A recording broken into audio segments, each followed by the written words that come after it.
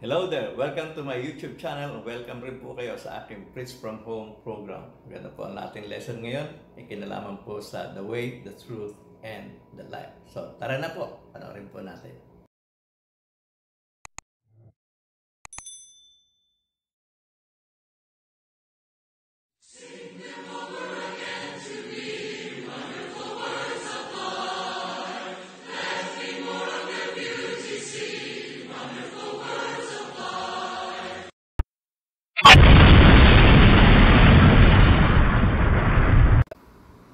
Magandang gabi mga kapatid. Muli tayo mag-aral ng banal na salita. Sa pagkakataon ito, nandito na po tayo sa The Gospel of Jesus Christ according to John chapter 14. At ito po yung part 1. At kung titignan po natin yung synoptic gospel, ano po yung sinasabi kong synoptic gospel?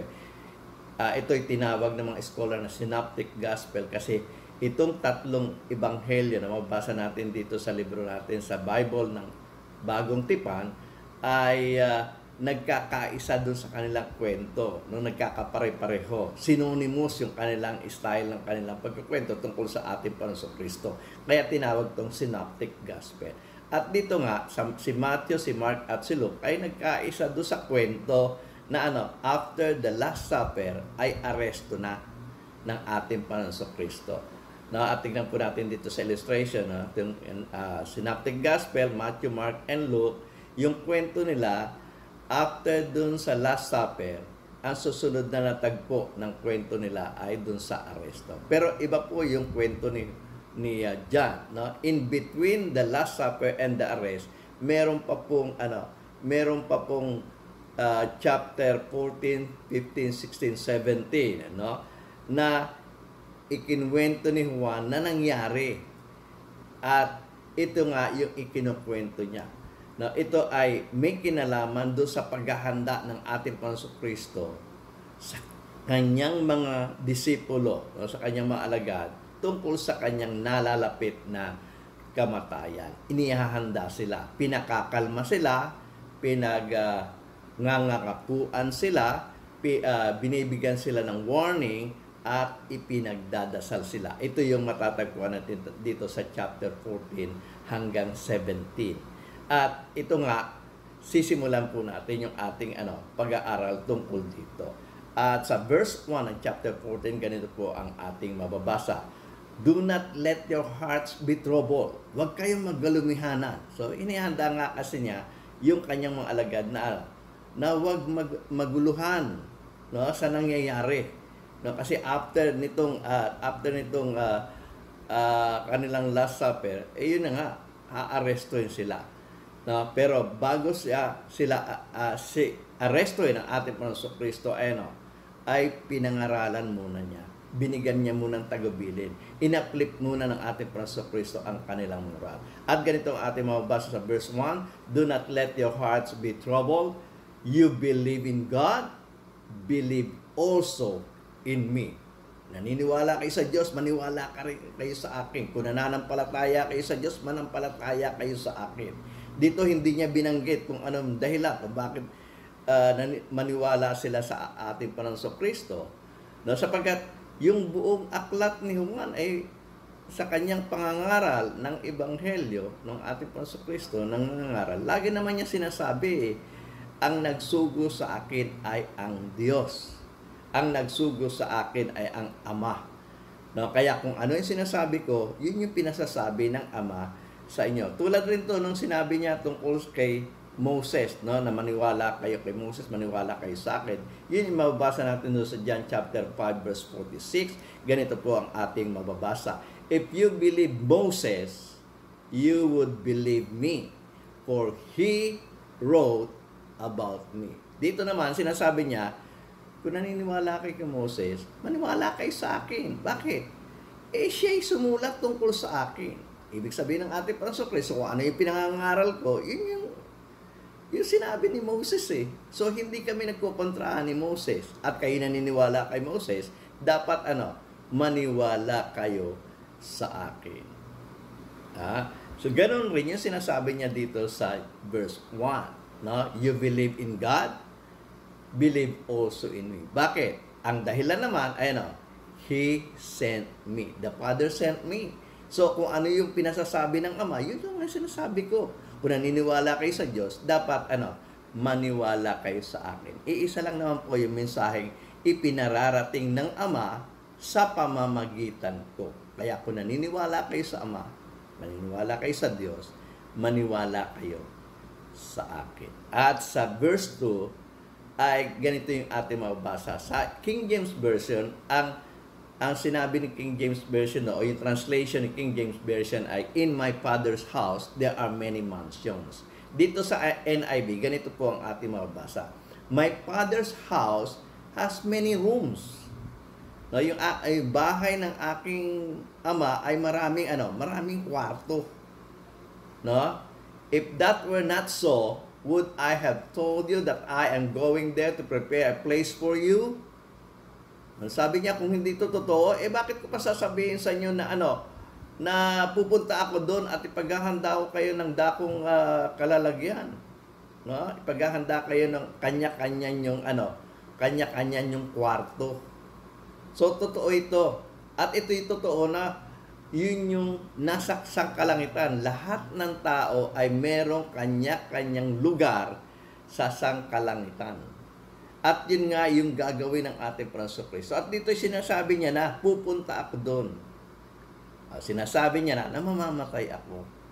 No, wala namang exit dito sa mundo nang hindi ka mamamatay. Salitang yung pinag-uusapan ni Moses, ni Elias, at ng ating Panginoon Kristo doon sa Mount of Transfiguration, nung nag-transfigure ang ating Panginoon Kristo, pinag-uusapan nila doon yung exit yung Exodus. Pero sa Tagalog, ang sabi, pinag-uusapan nila yung kanyang kamatayan. Sa English, pinag-uusapan nila ang kanyang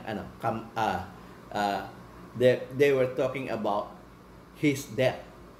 Na? So, yung death doon na mababasa natin sa English at yung kamatayan na mababasa natin sa Tagalog, sa Greek word doon ay Exodus. So, dito ay aalis na ng ating Panginoon Kristo at babalik na doon sa kanyang Ama. Pero sabi niya, sa aking pagpunta doon sa aking Ama, ay ipaghahanda ko kayo ng dakong kalalagyan. Ipaghahanda ko kayo ng room doon sa tahanan ng aking Ama. Sa verse 3, ang sabi, if I go and prepare a place for you, matapos kong ipaghanda na yung mga lugar ninyo doon sa sangkalangitan, I will come back and take you to be with me that you also may be where I am. So, ang sabi ng ating Panginoon Kristo, kapag naihanda ko na yung dakong inyong kalalagayan doon sa sangkalangitan, babalik ako. Ito nga yung madalas natin narinig na second coming. Yung ating mga kaibigan na naniniwala doon sa premillennial doctrine, na merong pagdating, muling pagdating ng ating Panginoon Kristo. At ako man ay naniniwala na muling darating ang ating Panginoon Kristo. Pero ito yung plano niya sa kanyang pagdating. Sabi niya, I will come back. Darating siyang muli, babalik siya dito sa earth, and take you to be with me that you also may be where I am. So, tingnan natin po sa illustration, ganito po ang ating makikita sa illustration. Now, si Jesus is going to the Father, doon sa lugar ng kanyang Ama, doon sa kalangitan. At doon sa kanyang sa lugar ng kanyang Ama, sa kalangitan, marami po doong rooms. At ang kanyang mga alagad ay paghahanda niya ng iba't ibang bawat isa ay bibigyan niya ng room. O sabi niya sa Father, ito para sa kanya, ito ay para sa kanya, ito ay para sa kanya, ito ay para kay Bo. So, ipinaghahanda ng ating Panginoon Kristo yung kanyang mga alagad doon sa mga rooms na naandoon sa tahanan ng kanyang Ama. Pero ang sabi niya, babalik ako. So, meron siyang pangako ng pagbalik. Meron siyang pangako nung sinasabi ngang second coming. Babalik po ang ating Panginoon sa Kristo sa earth. Pero sa kanyang pagbabalik, ang sabi niya, doon po sa verse 3, ang sabi niya ay ganito, and if I go and prepare a place for you, I will come back and take you to be with me, that you also may be where I am. So, simple po no? Simple po yung plano Aakyat ang ating Panginoon Kristo, paghahanda ng lugar, tayo na kanyang mga alagad, babalik siya at dadalhin tayo niya doon sa bahay ng kanyang ama. Sa mga kwarto na kanyang pinaghandaan para sa atin. So, simpleng plano. At mas higit kong paniniwalaan itong planong ito ng ating Panginoon Kristo para sa akin at para sa inyo. Siya'y aalis, siya'y babalik, at sa kanyang muling pagbalik sa tahanan ng kanyang ama, bit-bit na tayo niya. Dadalhin na tayo doon sa sangkalangitan. At sabi nga ng ating Panginoon Kristo, doon sa verse 4, you know the way to the place where I am going. Alam niyo naman kung ang daan papunta doon sa lugar na aking pupuntahan. Pero sumabat si Tomas Mahilig itong sumabat,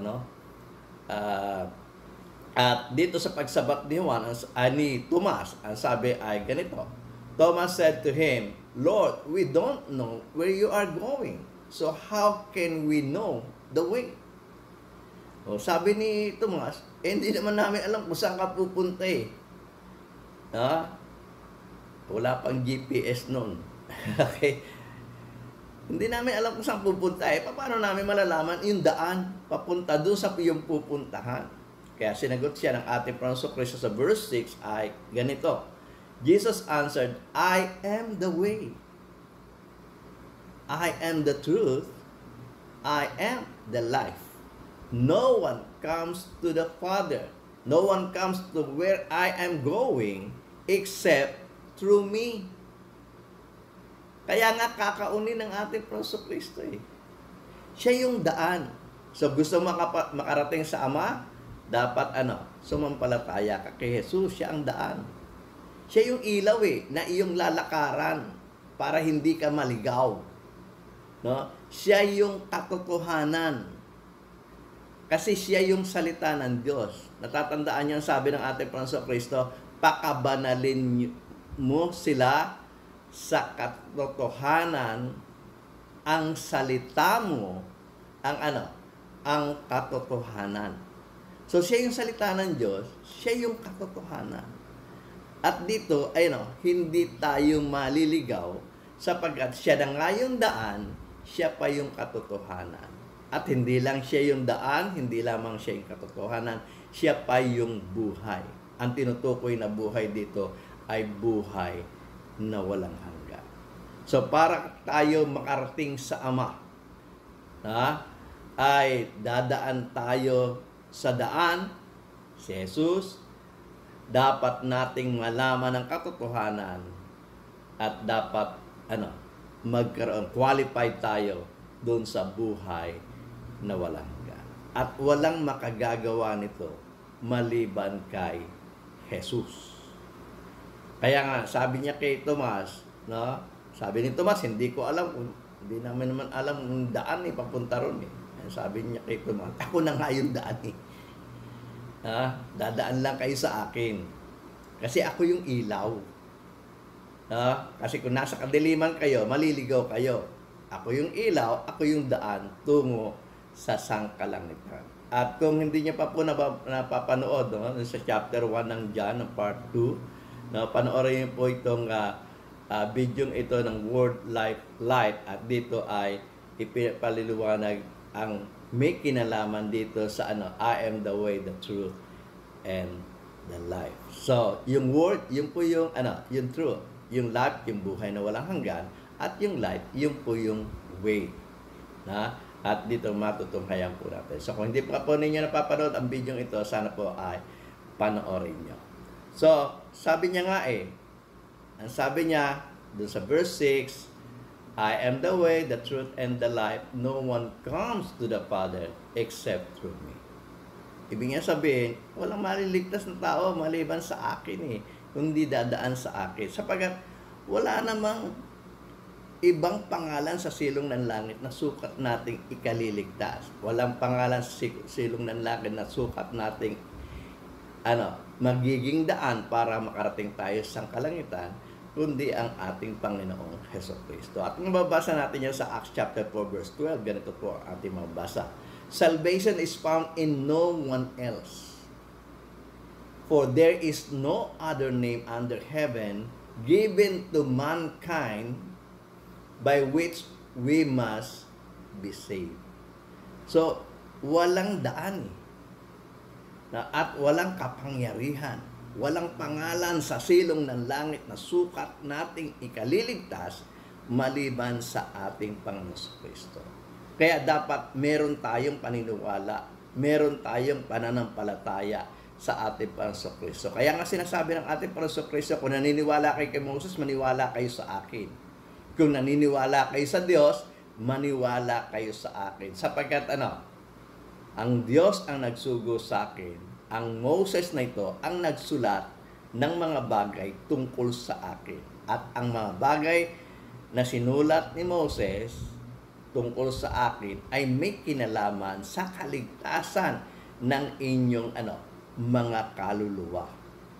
Wala namang pangalang ibinigay, walang otoridad na ibinigay ang Diyos sa mga tao na sukat niya ikaligtas, kundi ang pangalan ni Jesus, ang otoridad ni Jesus.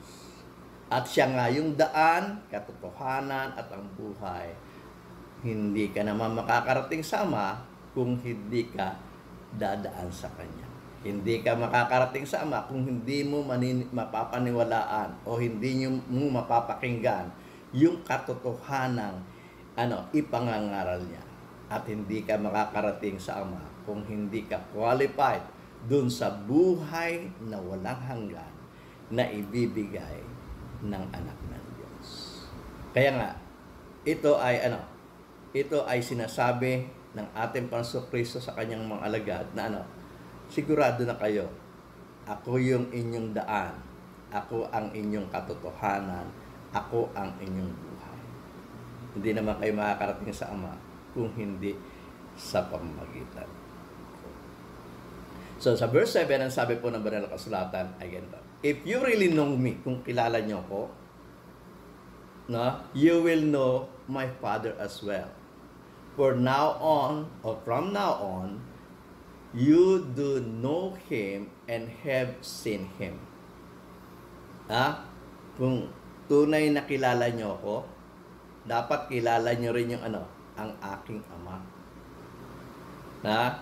Mula ngayon, dahil nakita nyo ako at nakilala nyo ako, mula ngayon, dapat kilala nyo na rin yung aking Ama at nakita nyo na rin yung aking Ama. Sapagkat wala naman nakakita sa Ama eh. Ang sabi nga doon sa John chapter 6 verse 46, Espiritu kasi ang Ama. So, hindi natin makikita yon dahil ang Espiritu ay invisible. So, para makita ang Ama, sa pamamagitan ng kanyang anak. Ang sabi nga doon sa 46, John 6:46, ay ganito, no one has seen the Father except the one who is from God. Only He has seen the Father. So, sabi niya, walang nakakita sa sa Ama maliban doon sa kanyang anak. Yung nanggaling sa kanya. Siya lamang ang nakakita doon sa kanyang Ama. At walang iba kundi ang ating Panginoong Kristo. At para sa atin naman, para makita natin ang Ama, dapat nakita natin ang ating Panginoong Kristo. Para makilala natin ang Ama, dapat nakilala natin ang ating Panginoong Kristo. Bumanat naman dito ng tanong si Philip. Kanina si Tomas, ngayon naman si Philip ang babanat ng tanong. Ang sabi po ni Philip dito po sa verse 8 ay ganito. Philip said, Lord, show us the Father and that will be enough for us. Ang sabi naman ni Philip, ipakita mo sa amin yung Ama. Okay na sa amin yun. Sinagot siya ng ating Panginoon Kristo at ganito ang sinabi ng ating Panginoon Kristo, ganito yung kanyang tinuran. Jesus answered, "Don't you know me, Philip, even after I have been among you such a long time?" Sabi ng ating Panginoon Kristo, hanggang ngayon di mo kilala? 3 years tayong nagsama-sama. Na, mahabang panahon na tayo nagsama-sama, hanggang ngayon di mo kilala. Pero ang tanong ni Philip, pakita mo sa amin ang Ama. Pero ang sagot ng ating Panginoon Kristo, hindi mo ba kilala? So, basahin natin ang buo. Ang sabi, Jesus answered, "Don't you know me, Philip, even after I have been among you such a long time? Anyone who has seen me has seen the Father. How can you say, 'Show us the Father'?" Sabi niya, ang ating Panginoon Kristo, matagal na tayo nagsama-sama Kilala niyo na ako At sino mong nakakita sa akin, nakakita na sa Ama. Bakit mo pa tinatanong, ipakita ko sa iyo ang Ama? Kung ano yung nakikita mo sa akin, yun yung yun yung Ama. Hindi niya sinasabi siya ang Ama, isa lang, kundi kung ano nakikita mo sa akin, yun yung Ama. Madalas natin ginagamit rin yung mga salitang ganito sa Mindanao. Yung first time kong pumunta sa Mindanao. Pero bago ako pumunta ron, yung aking ama ang unang mga nangaral doon doon sa Mindanao. At naging paborito ng mga taga Mindanao yung aking ama dahil nga mahilig siya sa musika. Tuturuan niya ng music yung mga tao. At magaling siyang mangaral. Magaling siyang, kumbaga kay Barnabas, magaling siya mag-exhort. Kaya mas mapalapit sa kanya yung mga tao doon sa Mindanao. Pero nung pumunta po ako doon, ang sabi nila, parang nakikita ko si Billy sa'yo. Parang ikaw si Billy. Nung ako'y mangaral. So, ganun rin ito. Sabi ng ating Panginoon Kristo, kung ano ang nakikita mo sa akin, yun yung aking Ama. Kaya hindi mo na dapat tanungin na i-request na ipakita ko sa iyo ang Ama. Kung ano nakikita mo sa akin, ganon ang Ama. So verse 10, ang sabi ay ganito, "Don't you believe that I am in the Father and the Father is in me?" So nagkakaisa sila ng mag-ama, di ba? The words I say to you, I do not speak on my own authority.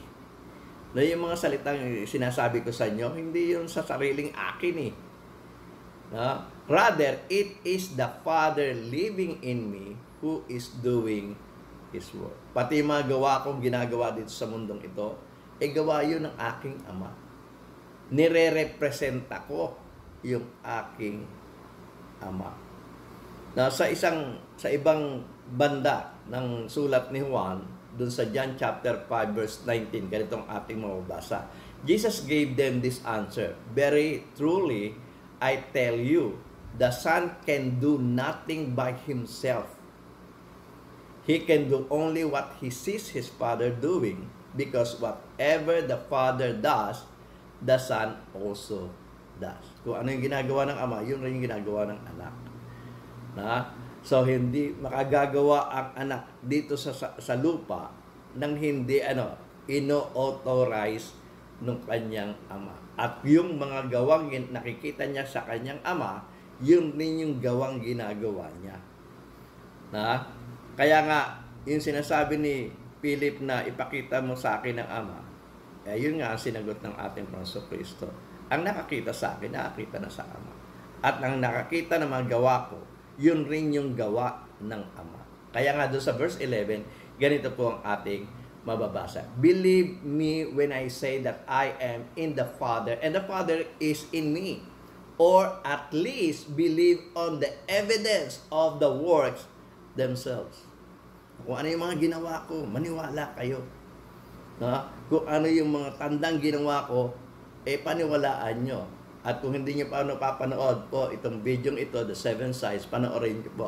Ito po ay ay inipon ni Juan. Ano? Marami pong tandang ginawa ang ating Panginoon Kristo sa harap ng mga apostol, kanyang mga alagad.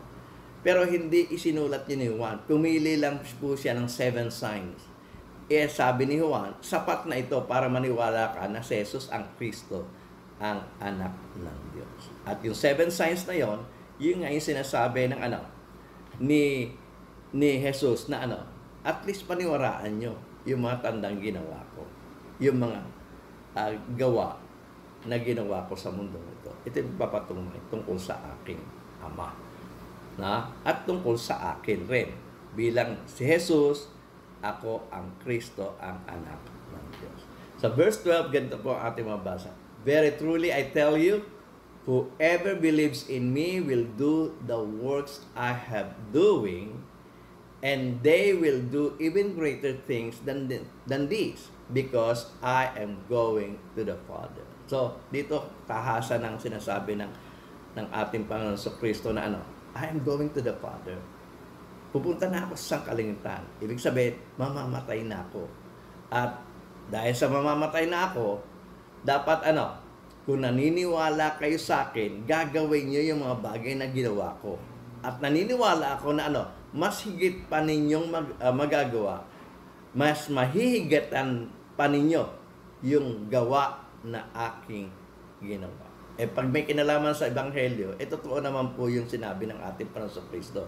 Sapagkat yung pangangaral na ginawa ng ating Panginoon Kristo, doon nalilimitahan lang doon sa sa Kanaan na punta siya sa Nazareth, balik siya sa Galilee, balik siya sa sa Judea, balik siya doon sa Nazareth. Pero ang kanyang mga alagad, mas higit pa yung nagawa sapagkat nakarating sila sa sa buong mundo, nakaikot sila sa buong mundo. Si Pablo ay nagkaroon ng 4 missionary journey.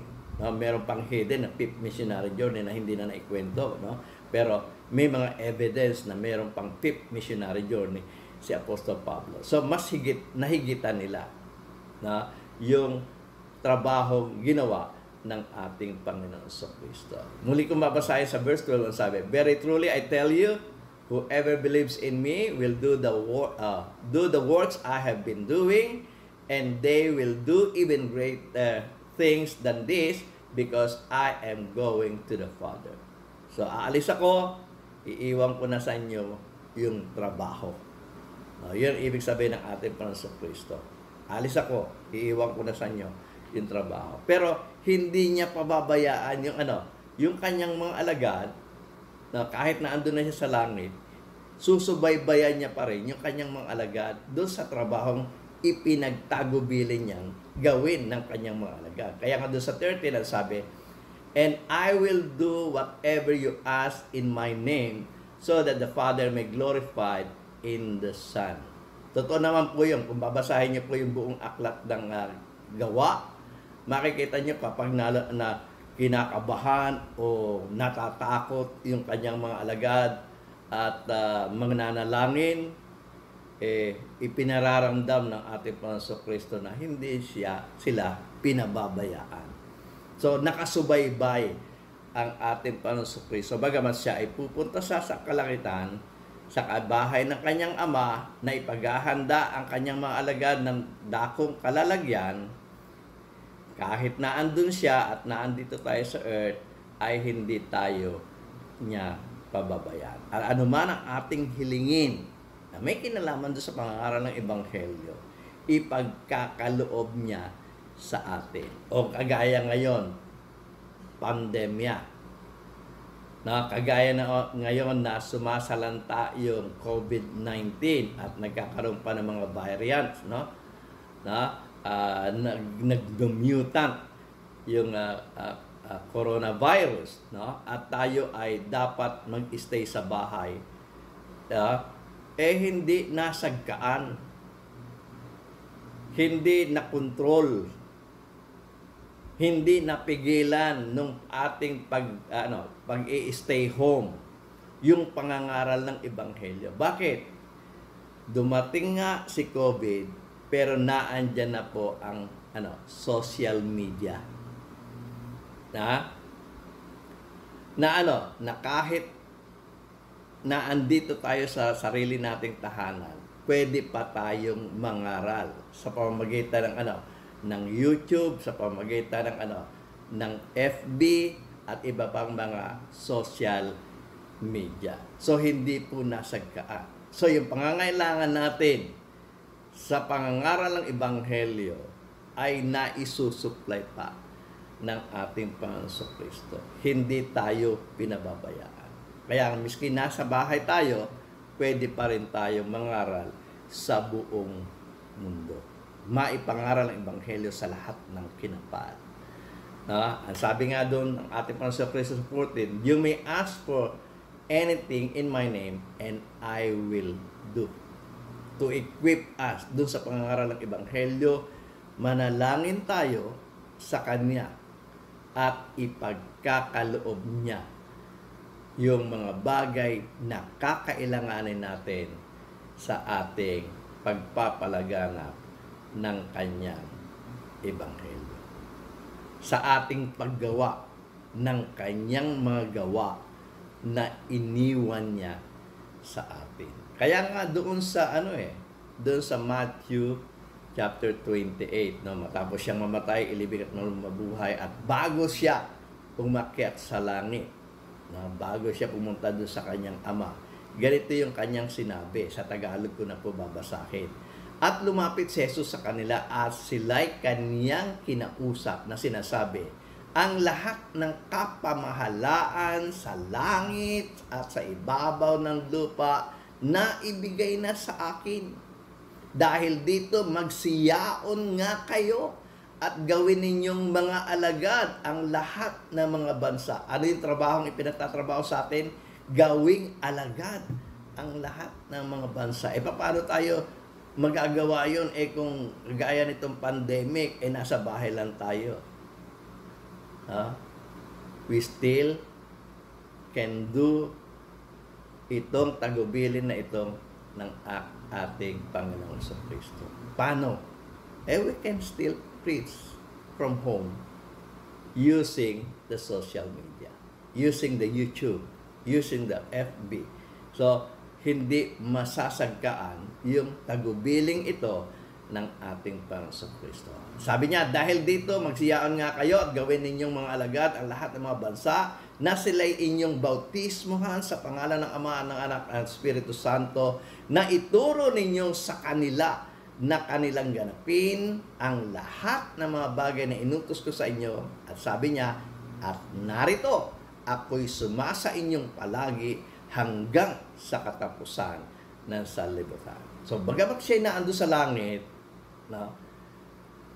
ang ating Panginoong Kristo ay sumusubaybay sa atin hanggang sa katapusan ng sanlibutan. Sumasa atin pa rin. Sumasa atin pa rin ang ating Panginoong Kristo.